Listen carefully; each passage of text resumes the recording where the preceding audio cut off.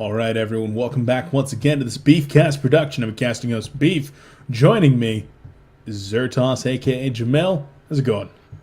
It's going all right. In the top right, we have Arturoth, and he is a red Zerg. They are playing on Daybreak. Yeah, Daybreak here for the rematch. This is actually something that we saw earlier in the winners bracket. Tal'Darim Alter, a macro ZVZ, Roach Infestor versus Roach Hydra Infestor, and Arturoth actually came out victorious over his opponent down here. The Teal Zerg in the bottom left-hand corner is euphhy. That's right, and this map is quite a bit different than Tal'Darim Alter. With Daybreak, you actually know where your opponent spawns. You don't have to look all over the map for them. It's also a much smaller map, which gives rise to much earlier aggression a lot of times. Some of the builds that would not work on Tal'Darim Alter can certainly work here, and we do see euphhy having an early pool, so it looks like we are going to see some of that aggression that just would not have worked on Tal'Darim. Yeah, this is actually a 9 pool. I was watching this. Euphhy, I believe, was the first person that we cast today against Robinson, I want to say. And he did go ahead and 9 pool against his opponent in that match as well. That time he did do a very good job managing to get double spine crawlers down in his opponent's base. But Arturoth going a safer route right here with the 14 pool, not going to go 15 hatch, which could have been devastatingly bad.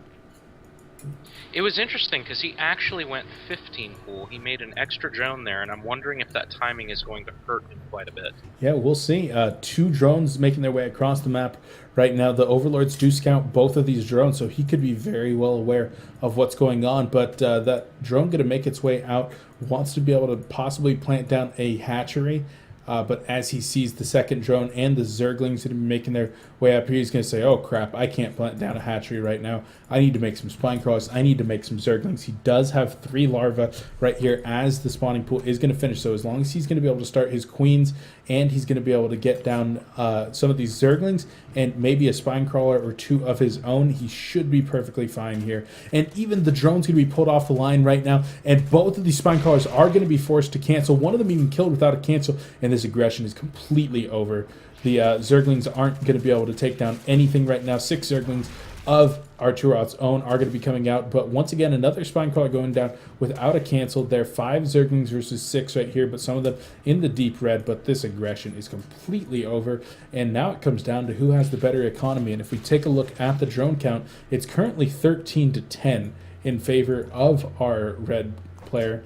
The queen finally going to get started here, but with that spine crawler out onto the map, the mineral field is going to be pretty well defended, and those Zerglings are actually going to get trapped right here, and a lot of these Zerglings are going to fall, and Arturoth is actually going to take a commanding victory, or, well, a lead right here, not necessarily a victory just yet. But Zergling's going to continue to stream across the ramp. A little bit of a bad rally as a couple of these Zerglings are going to fall to the red Zerglings, and drone's being pulled off the line just a brief second there. But back home, a spine crawler is going to be placed down, going to be putting euphhy at even further economic disadvantage. That's right. I'm very impressed with how Arturoth handled that. He now has a queen out. It's going to take out an overlord of euphhy, which is going to hurt euphhy quite a bit if that queen can manage to pick off that overlord, because it will supply block him, forcing him to spend another 100 minerals on an overlord and wasting time that he could have morphed those extra larvae into lings. Yeah, euphhy he's not looking good right now. He is down to just 1 overlord on the map at this point, and he is just in a rough position. He wants to be able to make that hatchery, but seeing 8 lings moving his way up the ramp, it's 6 more lings on the way. That hatchery is canceled. The drone's going to be taken out here momentarily, and euphhy, the random player in the situation, saying just before this game that he hopes that it's not going to be ZVZ again, that he hates ZVZ. He already played a long game against Arturoth earlier. He's been playing Z in probably 4 of the matches that we've cast out of the 5 that we've cast of him. I feel bad for the guy if he doesn't like ZVZ and that's all he's getting. That's right, and it looks like Arturoth is trying to take the spawning pool. Not sure if that's the right decision here, but I guess he imagines if he can take that out, then he doesn't have to worry about any more lings or spines coming. Euphhy trying to hold it off with drones and his queen seems to be doing a fairly decent job at that. Yeah, it's really unfortunate that he hasn't moved his spine crawler over. The spine crawler would have made this 1,000 times less painful. Right now, he's getting no mining done. The queen does so little damage against these Zerglings. It takes forever for them to be cleaned up.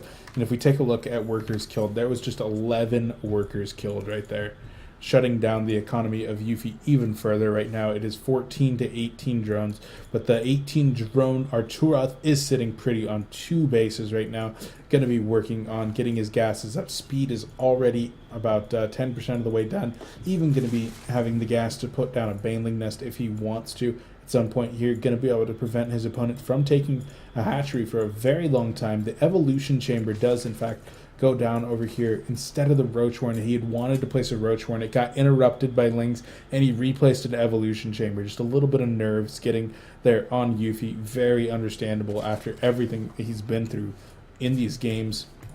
Extractor finally going to come down. We do have 16 Zerglings coming across the map. It looks like, based on Euphy's base, I don't believe he's going to be able to pull this off. I think Arturoth is going to take the win here. Yeah, those Zings, they could be held off by the amount of spines, drones, and queens that he does have over there, but he's actually just going to surround the spawning pool, and that spawning pool will go down. Another spawning pool going to be placed over there by the evolution chamber and the spine crawler. And the Zerglings are going to make their way into the drone line at this time. And a nice job of pulling those drones off of the line, using a mineral walking trick to get them to safety at that point. But these Lings are just going to be able to finish up with speed right there as speed kicks in and just prevent his opponent from taking any more bases. Keep him to 1 base. That is not the position that you want to be in as a Zerg opponent. Just go ahead and poke and prod, get your own economy up, get your own tech up.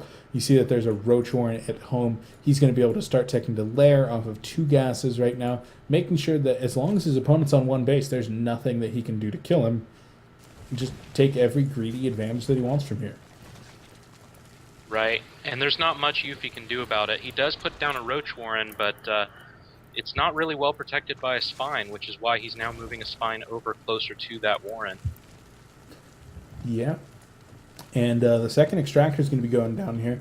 The gas path is going to be moved, or excuse me, blocked just a tiny bit there, which is a little bit unfortunate. But when you're on 1 base, you kind of got to do what you got to do.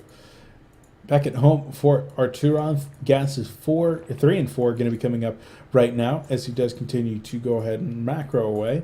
The roach warren already completed, with the lair going to be finishing up here in about 5 seconds. I would expect that he could be going for some kind of high gas tech, but more than likely he's just going to get roach speed right now and continue roach production, knowing that his opponent with only 1 base, he just needs a handful of roaches and he can press in there. The hatchery going to go down for the 3rd time over here for Euphhy, but with all those speedlings there in position, he should be able to just go in there, force the cancel, if not kill that hatchery once again. But the speedlings not moving in just yet. There they are. So this is going to force a cancel once again. And yeah, there we go. Cancel at the last second. Nice job there, making sure to get that cancel off. And the drone is in fact cleaned up. And the roach is going to be moving across the map with that roach speed going to be going at home. And do you think that there's any way that Euphhy can hold this off?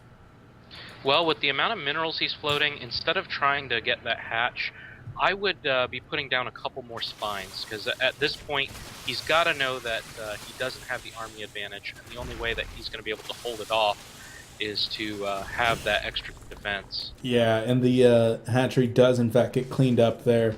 And no cancel on that this time. That is a loss of 225 minerals that he just really could not afford off of that 1 base economy right now. Roach is going to continue making their way across the map to meet up with their friends. Double evolution chambers going down at home. Make use of some of that excessive gas to get those upgrades going. But roaches and lings, the roach is completely outnumbering his opponent. Going to force another cancel or another kill onto that hatchery. Keeping his opponent on 1 base is all that he needs to do here. He can starve him out. His opponent is going to be mined out in about 6 more minutes. So if that game goes this long, then Euphhy would have 0 economy. But with a beautiful concave right now, Arturoth is actually going to be able to take a decisive victory in this little mini battle here, as every single one of those roaches does in fact fall. Roach speed going to finish at this time, and as they make their way onto the creep, they're going to fly around at lightning speed, being able to pick off any solitary roaches or queens, and even be able to dart around the spine crawlers, making sure that they take minimal damage. But look at that. Another handful of roaches going to make their way. And this is looking really rough for euphhy. Yeah, I don't think euphhy is going to be able to come back from this. In fact, I think euphhy really lost his advantage way earlier. This is just Arturoth finally putting the nail in the coffin. Yeah, and GG does finally come out there for euphhy. So good game, well played Arturoth, being able to deflect his opponent's 9-pool aggression and coming back to go ahead and deny the opponent's hatchery about 5 times there, making sure that he had the economic advantage, turning that into a tech advantage and an army advantage so that he could eventually just close the door, say, I am done with you, I beat you last time, I'm going to beat you again. euphhy is eliminated from this tournament, the IVD Yogi Time number 27 tournament. And it was a good run for euphhy. Our random player, we've cast a lot of games with him. I'm sad to see him go, but Arturoth presses ahead. I think he's only about 3 games away from making it to the semifinals now. So very cool. I've been your casting host, Beef. Joining me, Jamel, a.k.a. Zurtoss. Any final words before we move on to our next game?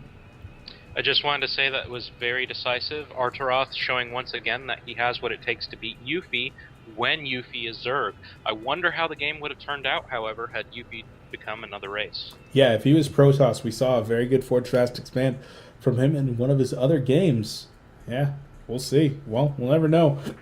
Maybe not until next time, at least. We'll be back, though, with more games from the IVD Yogi Time Tournament number 27 right after this. Thanks for watching.